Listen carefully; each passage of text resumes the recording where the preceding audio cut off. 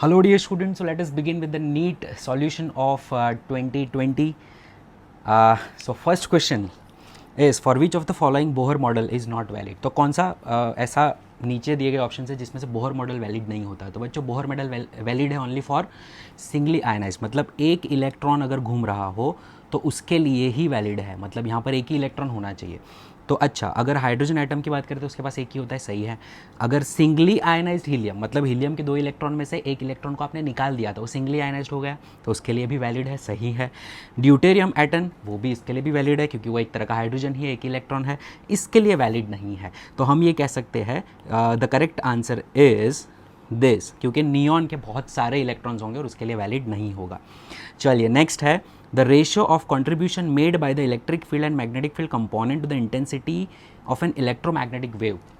तो बच्चों जो इंटेंसिटी ऑफ इलेक्ट्रोमैग्नेटिक वेव होती है उसका फॉर्मूला है I इज इक्वल्स टू रो सी, और रो जो होता है वो दोनों के एक जैसे कंट्रीब्यूशन से आता है, हाफ एप्सिलॉन नॉट ERMS का square plus B square by BRMS का square by 2 mu 0 into C, और इन दोनों का कॉन्ट्रीब्यूशन सिमिलर होता है, इसलिए ratio 1:1 is the correct answer.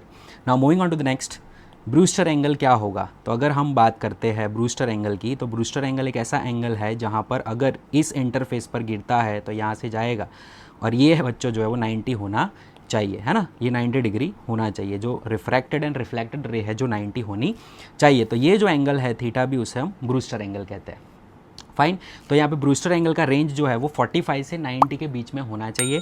आप ज्योमेट्रिकली प्रूव कर सकते हो, अगर 45 से 90 के बीच में नहीं हुआ, 45 से लेस हुआ, ठीक है, तो वो 90 डिग्री नहीं रहेगा और कंडीशन सेटिस्फाई नहीं होगी. Fine. So it should be between 45 and 90 degree, और 53 degree is the value for water interface हमने देखा था जो 45 और 90 के बीच में ही होती है. राइट. चलिए next, moving on to the next, that is a cylinder contains hydrogen gas at a pressure 249 kilopascal and temperature 27 degree Celsius. It's density would be dash. So बच्चों हम जानते हैं density is equals to mass upon volume. Right. अब PV is equals to NRT होता है ना. अच्छा, volume मेरे पास आ गया, मुझे मास चाहिए, तो PV is equals to mass by molecular mass into RT कह सकते हैं. फाइन. ओके, मुझे अब V बाई M मिल जाएगा, that is equals to RT by PM naught, yes और naught, and M by volume, mass upon volume is equals to PMO upon RT. Now pressure is given as 249 into 10 power 3 Pascal multiplied by 1 gram per mole is the molecular mass of hydrogen, and it can be converted into kilogram, that is 10 power minus 3 kg divided by R जो आपको दिया है 8.3 जो given है into temperature that is 300 Kelvin. ठीक है. तो आप यहाँ पर देख सकते हो कि 249 और 300 अगर आप इसको कैलकुलेट करोगे तो आपको 0.83 मिलेगा, ये दोनों एक दूसरे से कैंसिल हो जाएंगे. सो 0.83 upon 8.3 will give you 0.1, that is 1/10, and the answer is 3, which is the right answer. Fine. चलिए moving on to the next question, that is a ray is incident at an angle of incidence I on a surface of a small angle prism. ये prism है, उस पर कोई आ रहा है और ये ऐसे निकल रहा है, ठीक है. तो ये एंगल ऑफ इंसिडेंस हो गया, ये एंगल ऑफ R हो गया आपका, ठीक है. ये आपको दे दिया है कितना, angle of prism is A, है ना. और अच्छा, यहाँ पर ये 90 डिग्री है. फाइन. तो A plus 90 plus we can say here 90 minus R is equals to 180 degree. So A plus 180 minus R is equals to 180 degree. So A equals to R, है ना. R equals to A आ रहा है हमारा. अच्छा, R equals to A आ रहा है. अब अगर यहाँ पे हम प्रूव कर दे, स्नेल्स लॉ लगा दे, तो N1 sin I is equals to N2 sin A हो जाएगा हमारा. फाइन. ये हमारा 1 है.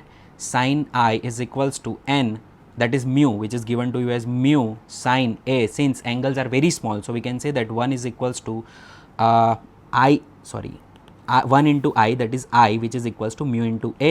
ये repeated question है बच्चों, पहले भी पूछ चुके हैं, ठीक है. चलिए moving on to the next question. 2 cylinders A and B of equal capacity are connected to each other via stop clock.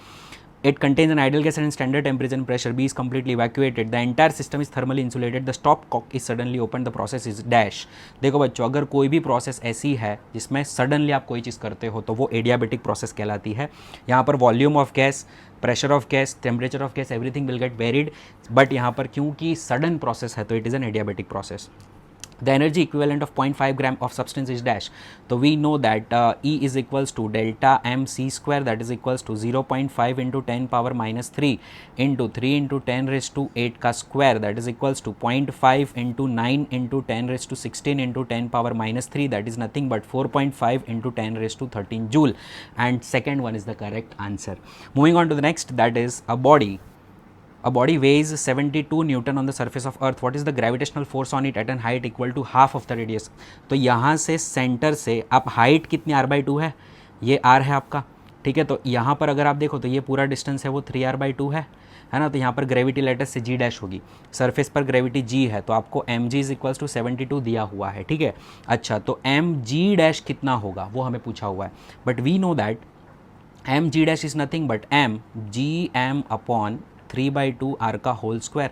Can I say that is equals to 4/9 into gm/r² into m, और ये जो है वो हमारा small g हो गया, that is 4/9 into mg, that is 4/9 into 72, that is nothing but 9 8 ज़ा 72, 4 8 4 ज़ा 32, तो 32 न्यूटन आपको फोर्स वहाँ पर एक्सपीरियंस होगा। So this is the correct answer. Moving on to the next question, the solids which have the negative temperature of coefficient of resistance, negative temperature coefficient of resistance are called dash. बच्चों semiconductors जो होते हैं उनका temperature आप अगर बढ़ाओगे तो उनका resistance जो होता है वो कम होता है, इसी वजह से हम उसे नेगेटिव टेम्परेचर ऑफ कोएफिशिएंट हम लोग कहते हैं। फाइन, चलिए बहुत ही सिंपल सा था वो। Moving on to the next, the phase difference between displacement and acceleration of a particle in simple harmonic motion is dash.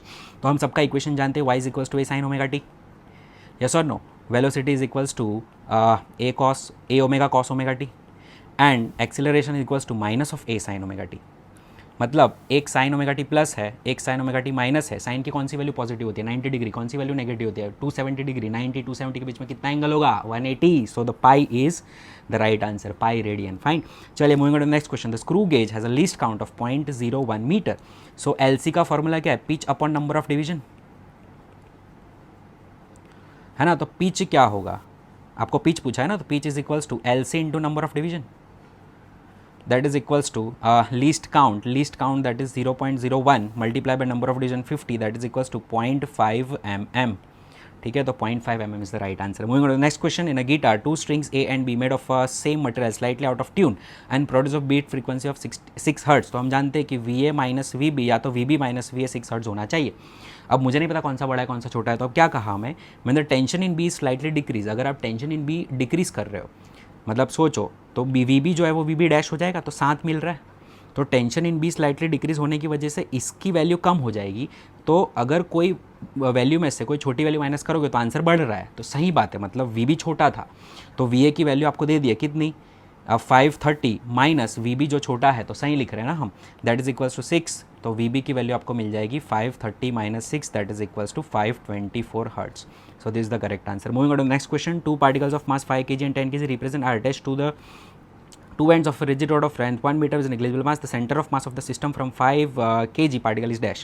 तो देखो बच्चों, ये हमारा 5 kg है, ये हमारा 10 kg है। अगर आप इससे यहाँ का डिस्टेंस देखते हो तो 1 मीटर है, इसको हमने ओरिजिन मान लिया 0,0। तो हम जानते हैं कि m1x1 plus m2x2 upon m1 plus m2 is equals to x C M, centre of mass होता है, x1 मेरा 0 है, प्लस m2 जो है 10 kg multiply by x2 that is 1 metre divide by 15, क्योंकि 5 plus 10 that is equals to x C M. आप 10 by 15 करोगे तो आपको 0.66666 मिलेगा, that is equals to 66.66, that is equals to 67 centimetre. Right, now moving on to next, torque about the origin मैंने force of 3J, force आपको दे दिया कितना 3J मतलब 0,3,0 एंड डिस्टेंस आपको दे दिया, पोजिशन वैक्टर आपको दे दिया कितना 0,0,1 सॉरी 2, ठीक है। तो टॉर्क आपको फाइंड करना है, तो उसकी फॉर्मूला है R cross F that is equals to 0,0,2 cross 0,3,0 और ये आपका I J और K हो जाएगा। तो आप I इंटू करोगे 0 माइनस 3 2 6, तो आपको मिलेगा -6I, that is the torque. Option 3 is the correct answer. Moving on next question, light with an average flux of 20 वाट पर centimetre falls on a non reflecting surface. मतलब एक 1 सेंटीमीटर स्क्वायर पर 1 centimetre square पर 20 what light गिर रहा है, तो 20 centimetre square पर कितना वॉट लाइट गिरेगा, तो 400 वॉट लाइट गिरेगा। अच्छा, 1 मिनट तक गिर रहा है, तो वॉट क्या होता है, वॉट मतलब 400 जूल पर 1 सेकेंड। तो अगर 60 सेकेंड की बात करूँ तो कितनी जूल एनर्जी आ रही है, तो 60 into 400 that is equals to 24,000 joule. and that turns out to be 24 into 10 power 3 joule. Very easy question. Moving on to the next question. The spherical conductor of radius 10 cm has a charge of this much. Q आपको दे दिया 3.2 into 10 power minus 7 coulomb distributed uniformly. What is the magnitude of electric field at a point 15 cm from the center of surface, a sphere? तो उसका answer आएगा F is equal electric field is equals to k q by r square, that is equals to 9 into 10 power 9 multiplied by 3.2 into 10 power minus 7 divided by r square 15 centimetre, that means 225 into 10 power minus 4 कह सकता हूँ मैं. अब मुझे इसका करना है calculation, that is equals to ये आएगा 9 ऊपर जाएगा 13 minus 7 that is equals to 6. So 9 by 2.25 into 10 raise to 2 into 10 raise to 6, 2 ऊपर जाएगा माइनस 4, तो 9 बाई 2.25 इंटू 10 रेस टू ये 4 हो जाएगा, है ना. तो मेरा आ रहा है 9 by 2.25 that is 1 point something कितना आ रहा है ये के क्यू बाई आर स्क्वायर 225, हाँ मल्टीप्लाई बाई 3.32 रह गया, मल्टीप्लाइड बाई 3.32. सो ये मेरा आएगा अराउंड 9 3 ज़ा 27 33 एंड 27 प्लस 2.7. सो ये 1.28 तो आ ही रहा है. तो हम ये करेंगे तो 12.8 इंटू 10 रेस टू 4 आएगा, तो 1.28 इंटू 10 रेस टू 5 न्यूटन पर कूलम आना चाहिए. 2 is the right answer. Okay. Moving on to the next question. In a certain region of a space with a volume of 0.2 meter cube, the electric potential is found to be 5 volt. Throughout the magnitude of electric field in this region is dash. अरे potential constant है, electric field zero होगी ना. What is electric field? Change in potential with distance. हालांकि change ही नहीं हो रहा है, electric field zero, खत्म. Next is the increase in the width of depletion region in PN junction diode is due to dash. Reverse bias only. उल्टा voltage दोगे तो depletion layer बढ़ेगा. A 40 microfarad capacitor is connected to 200 volt 50 hertz supply. The RMS value of the current in the circuit is dash. What is the value of RMS? RMS का formula क्या? RMS is equals to VRMS by XC, that is equals to VRMS by 1 upon omega C, that is equals to VRMS into 2 pi FC, that is equals to 200 into 2 into 3.14 into 50 into 40 into 10 power minus 6. आप इसको multiply करोगे, ओह 5 4 ज़ा 20, सो 2000 into 200 4 right, 3 ज़ा 24 मतलब 2.5 ampere is the right answer. चलिए moving on to the next question. The mean free path for a gas with the molecular diameter of this, सीधा formula बच्चों 1/√2 n pi d square. चलिए next. For a transistor action which of the following statement is correct? So the base region must be very thin and lightly doped. पता ही है हमें, है ना. Collector emitter base होता है ना. तो ये सबसे थिन होता है, बेस सबसे थिन होता है और सबसे लाइटली डोप्ड होता है ना. चलिए moving to the next question. The light of frequency 1.5 times the threshold frequency incident on the photo sensitive material, what will be the photo electric current if the frequency is half the intensity is doubled? बेटा frequency कम कर दिया आपने, frequency half कर दी. Light of frequency 1.5 times the threshold frequency, 1.5 times the threshold frequency, मतलब आपकी frequency f जो है that is equals to 1.5 times f0 है. ठीक है. Threshold incident on a photo sensitive material, what will be the photo electric current if frequency is halved? अगर आप इसको हाफ करते हो फ्रीक्वेंसी, अगर आप इसको बाई 2 करते हो, फ्रीक्वेंसी आपने हाफ की, ठीक है, तो क्या हो जाएगी आपकी 0.75 ऑफ f0. ठीक है. अगर 0.75 ऑफ f0 हो गई मतलब कि ये इसकी औकात ही नहीं रहेगी फोटो सेंसिटिव करंट निकालने की. अबे थ्रेशोल्ड फ्रीक्वेंसी तो चाहिए, इंटेंसिटी का क्या करोगे, एचआर डालोगे, है ना. थ्रेशोल्ड फ्रीक्वेंसी नहीं है, जीरो, खत्म. Next. When a uranium isotopes is bombard with a neutron it generates krypton and 3 neutrons, मतलब 235 uranium 92 plus 1 N0 gives Kr 3689 plus something plus 3 neutron. ठीक है. तो कौन सा ऐसा एलिमेंट है जो इसको सेटिस्फाई कर रहा है नीचे के नंबर्स को? तो 0 plus something plus 0 equals to 90 होना, 92 इक्वल्स टू 36 प्लस समथिंग होना चाहिए. तो नीचे क्या आएगा 56 is the correct answer, that means B A is the correct answer. So B A 56 144 satisfy कर रहा है. Moving on to the next. The energy required to break a bond in DNA 10 power minus 20 joule, electron volt में कितना होगा? Very easy. 1 electron volt is equals to 1.6 into 10 power minus 19 joule. तो 10 power minus 20 joule जो होगा वो कितना होगा electron volt? तो 10 power minus 20 divide by 1.6 into 10 power minus 19 that is 1/0.6 that is 0.625 into 10 power minus 1 that is equals to 0.0625 electron volt. Option 3 is the correct answer. Moving on to the next. 2 bodies of mass 4 kg, very easy. m2 minus m1 upon m2 plus m1 into g that is equals to 6 minus 4 upon 6 plus 4 into g, that is equals to 2g by 10, that is equals to g by 5. So option 3 is the correct answer. Moving on to the next 161. A wire of length, देखो इसमें आपको ऐसा बोला है कि इसके नीचे कुछ पहले इसकी लेंथ L थी, जैसे मैंने बॉक्स को लटकाया, ठीक है, ये थोड़ा बढ़ गई लेंथ उसकी, और अभी न्यू लेंथ जो हो गई वो L1 हो गई, मतलब आपका डेल्टा L क्या होगा, L1 माइनस L होगा, ठीक है। तो पहले इसके एब्सेंस में L थी, अभी इसकी प्रेजेंस में जो है वो L1 है, तो L1 minus L is the delta L। तो हम ये कह सकते हैं कि force upon area is equals to Young modulus into delta L by L। तो हम ये कह सकते हैं बच्चों, आपको यंग मॉडुलस फाइंड करना है तो force into L by area into delta L, that is equals to mg L upon area into L1 minus L is the correct answer. Option 4 is the correct answer. Moving on to the next, the average thermal energy for a monoatomic gas is very easy, 3/2 kBT. Formula base. Which of the following graph represent the variation of resistivity? NCRT 3 graph थे, याद है, हाँ उसी base पे पूछा है। तो colour code of the resistance is given by dash, see BB Roy goes to Bombay, इतनी ज़रूरत है मुझे अभी। तो ये है ब्लैक, ये है ब्राउन, ये है येलो, 0 1 2 3 4, ठीक है। तो येलो आपको पूछा है गोज टू बॉम्बे, वायलेट भी पूछा है ना, 5 6 7। सो वायलेट पूछा है आपको, तो हम ये कह सकते हैं कि येलो एंड वायलेट देगा मुझे 4 और 7, और ब्राउन जो है वो मुझे देगा ये 10⁻1, 10⁻0 होगा, 10⁻0 इज़ 1, तो 10⁻1 इज़ 10, सो इंटू 10। और उसका आपको पता होगा बीबी रॉय का बेटा था बी रॉय के लिए गोल्ड सिल्वर लाया, नहा धो के सो गया ठीक है। तो इट इज़ 1 2 3 4 5, तो 5% इज़ फॉर गोल्ड, तो 470 ohm, 5% is the right answer. In Young's double slit experiment, the separation between the coherent source is half and the distance of the screen is double, x is equals to lambda capital D by small d, है ना। तो क्या किया हम लोग ने, क्या किया, लैम्बडा को क्या किया, कुछ नहीं किया, but coherent source is half, separation between the coherent and half and the distance of the screen from the coherent source is double. तो इसको 2D कर दिया और उसको हाफ कर दिया, तो ये हो जाएगा मेरा 4 lambda capital D by d, that is equals to 4x बार, तो ये मेरा हो जाएगा 4 टाइम्स बढ़ जाएगा, ठीक है। 165 done. The capacitance of parallel plate capacitor with air as a medium is 6 microfarad, मतलब C0 जो आपका है वो 6 माइक्रोफैरेड है, that is your epsilon naught A by d. और अगर आपने डाइलेक्ट्रिक मीडियम डाला तो C0 इंटू K हो जाता है। If the capacitance become 30 microfarad, मतलब 30 is equals to 6 into K, तो आपका K इक्वल टू 5 आता है, but epsilon upon epsilon 0 is equals to K होता है ना। तो एप्सिलन आपको पूछा है कितना होगा, तो K into epsilon 0, so 5 into 8.854 into 10 power minus 12, so 8 5 40 some और पॉइंट समथिंग है, तो 44 into 10 power minus 12, that is equals to 4.4 into 10 power minus कितना आएगा 11, अच्छा माइनस 12, मतलब कौन सा आ रहा है हमारा -11, और 0.44 into 10 power minus 10 is the correct answer, ये वाला सही है, option 3।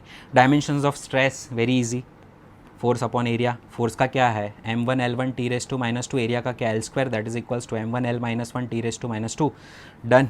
assume that the light of the wave 600 nanometer is coming from a star, the light of resolution of telescope 1.22 lambda by capital D diameter, that is resolution का formula, तो 1.22 into lambda कितना है, lambda is 600 nanometre divided by diameter is 2 metre, तो 2 into 300, सो ये मेरा हो जाएगा 366 into 10⁻⁻7, खत्म। The series LCR circuit is connected to a voltage, बहुत ही बढ़िया क्वेश्चन लगा मुझे। When L is remove from the circuit the phase difference between current and voltage is π/3, मतलब अगर ये करंट है, मतलब phase difference current and voltage का ऐसा हो रहा है, और जब आप उसकी जगह पे कैपेसिटर को निकालते हो तो ऐसा हो रहा है, मतलब जब दोनों थे तो वो पास में रख रहे थे, मतलब ये उधर भी नहीं जाने दे रहा था, इधर भी नहीं जाने दे रहा था, मतलब उसका जो डेल्टा था इन प्रेजेंस ऑफ बोथ वो 0 था।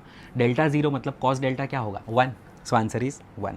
Next, a short electric dipole has a dipole moment of 16 into 10 power, P आपको दे दिया है 16 into 10 power -9, the electric dipole due to the dipole at a point at a distance of 0.6 metre, R आपको दे दिया है 0.6 metre, from the centre of the dipole situate a line making 60 degree with the dipole axis is dash,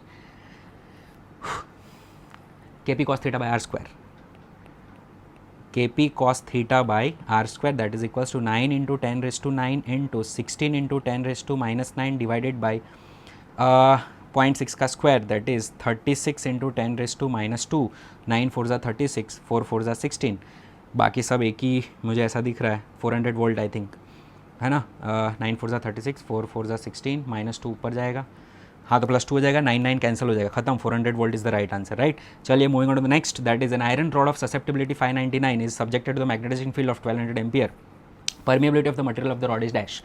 so 1 plus susceptibility करते हो तो आपको mu R मिलता है, तो आप कह सकते हो कि 600 is equals to mu r, है ना। तो mu r by mu naught is equals to 600, तो म्यू आर आपका क्या आएगा, 600 इंटू 4 पाई इंटू 10⁻⁷, 6 4 ज़ा 24, तो 2400 pi into 10⁻⁷, that is equals to 2.4 pi into 10⁻⁵। A long solenoid mu naught n I, mu naught n I. अब n क्या है, turns per unit length, turns कितना है 100 टन्स, लेंथ कितनी है 0.5 कह सकता हूँ क्योंकि मीटर में कन्वर्ट करना है ना, तो हो जाएगा मेरा 200, तो म्यू नॉट आपका है 4 pi into 10⁻⁷ into 200 into current है 2.5, that is equals to 500 into 4, that is 2000, 2000 pi is 2 into 10⁻³ pi into 10⁻⁻⁷, -4 हो जाएगा, 6.28 into 10⁻² pi, just a minute, 2004 into 2 800, sorry 200 into 2.5 is 500, 500 into 4 that is 2000, 2000 into pi, हाँ तो सही है ना, perfect है, 6.28 into 10⁻⁴, right.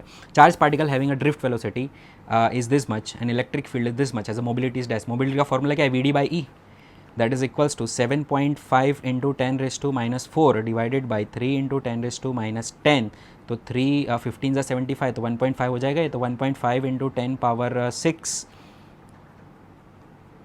Just a minute, sorry, it's 2.5, है ना, 25 3 ज़ा 75 होगा ना, 15 नहीं होगा भाई साहब। चलिए that is equals to 2.5 into 10⁻⁶ plus 6 आएगा, ठीक है।